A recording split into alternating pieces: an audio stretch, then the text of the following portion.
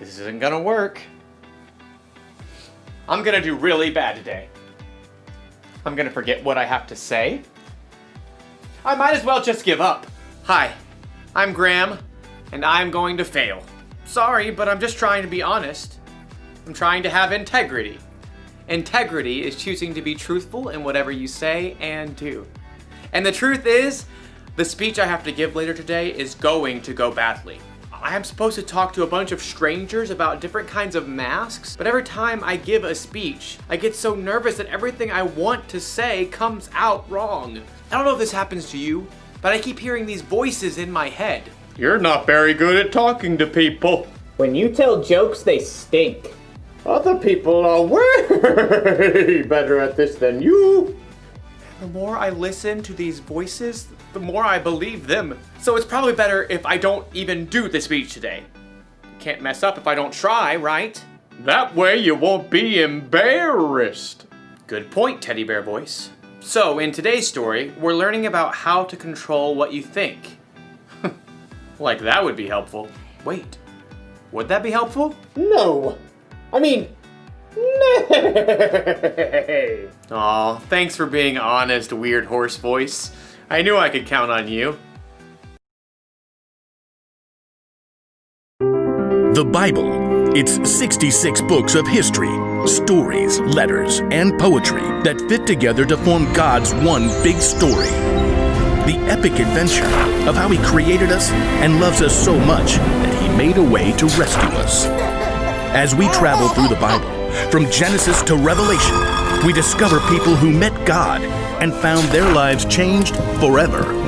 Now, for an amazing story. Inspired by the book of Philippians, chapter 4, verse 8. Horatio liked to keep track of things in his head. 5 kinds of cereal in the cabinet. 17 braids on his sister Nala's head. 2 voicemail messages left on his parents' landline phone. Seriously, Mom? You are so stuck in the 1990s.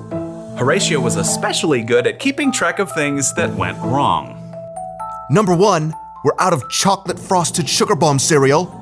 Horatio's mother did not always appreciate his lists. I did not buy that. Your dad bought that. Number 2, it is freezing in here. Put on a sweater.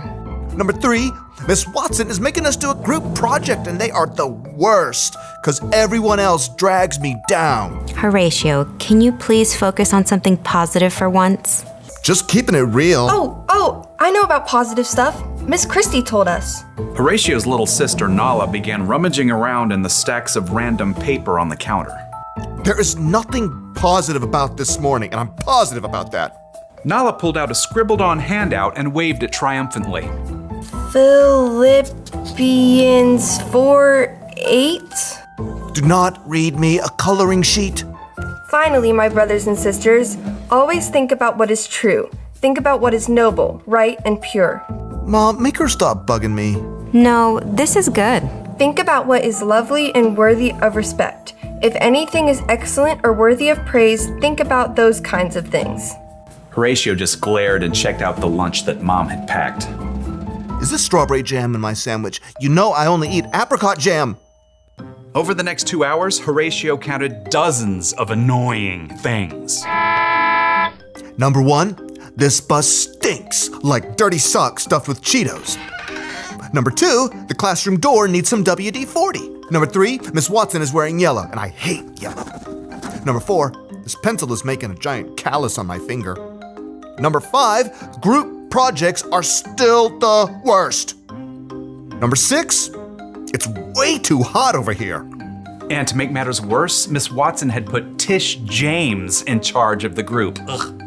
So, we get to do a report on Cape Hatteras Lighthouse. I'll write the history, and Jordan, you can paint a picture, and Horatio, you research stuff about the land and animals around it.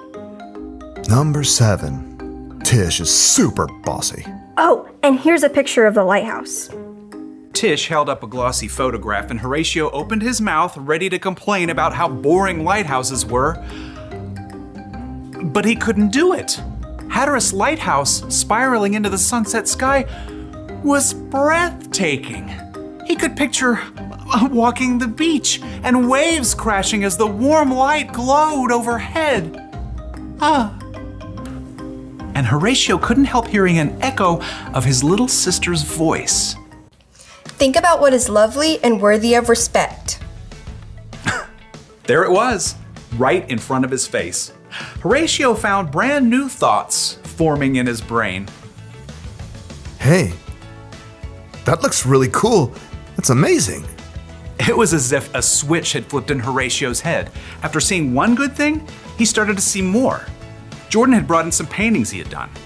Number 1, Jordan, you are a really great artist. Miss Watson helped Horatio solve some tough fractions by drawing a funny sketch. Number 2, Miss Watson is a super creative teacher. Mom had packed homemade cookies in Horatio's lunch. Number 3, my mom makes the best chocolate chip cookies on the planet. Who wants to share? By the time Horatio got off the school bus, Number 4, Mr. Rob drove us right up to our house because of the rain. he was actually smiling. Mom met them at the door. Hey kids, how was school? At that moment, Nala shook out her wet umbrella all over Horatio. And for a moment, Horatio frowned. Nala braced herself. Sorry. Number 5, I have a closet full of dry clothes upstairs. Nala's eyebrows shot way up. What happened to you? Nothing. I just realized I've got some pretty great things to focus on. So your day went okay? Number 6, it was positively awesome. Horatio beamed and ran upstairs to change his wet shirt. He had a lot of brand new lists to make up in his head.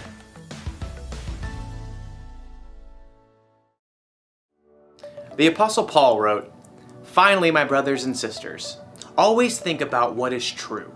Think about what is noble, right, and pure. Think about what is lovely and worthy of respect. If anything is excellent or worthy of praise, think about those kinds of things." You know what that means? It means you're in charge of what you think about. Maybe you can't control every single thought that enters your brain, Think about fish. You must think about. but you can control the thoughts that you focus on. Yes, you can.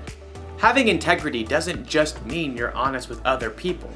It means you're honest with yourself too. And to do that, you need to try and focus on things that you know are true. Things like, God made you.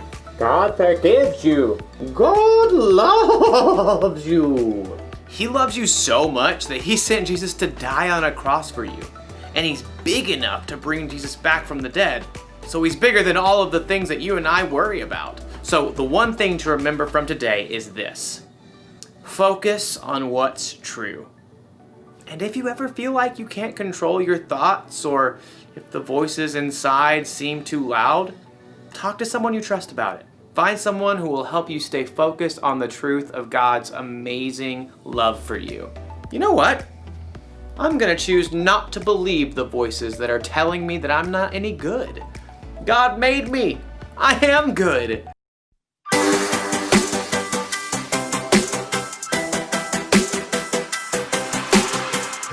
Before the day I took a breath, you had a plan for my every step. You promised to